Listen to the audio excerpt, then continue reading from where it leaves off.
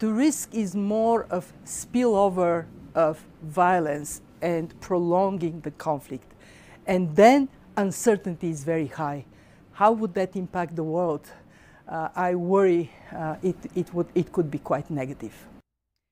And just yesterday, the United States returned the Houthis to a list of terrorist groups, but it delayed implementation of the change for 30 days to limit the impact on humanitarian aid to Yemen.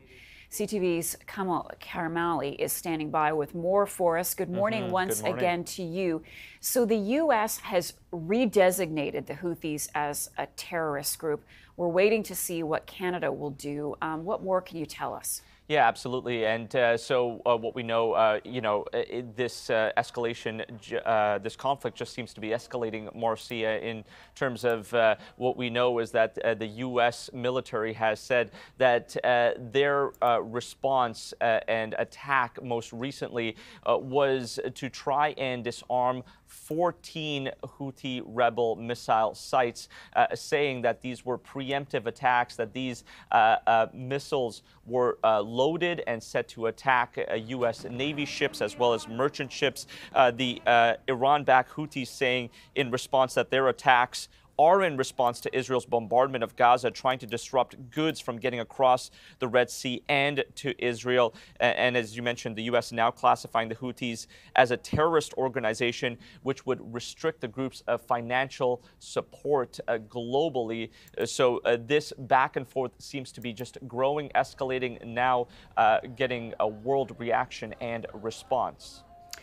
So what about here at home then, Kamil? What's the impact? Yeah, that's right. So we are hearing from the port of Halifax saying that dozens of ships have been impacted there, on, let alone on Tuesday.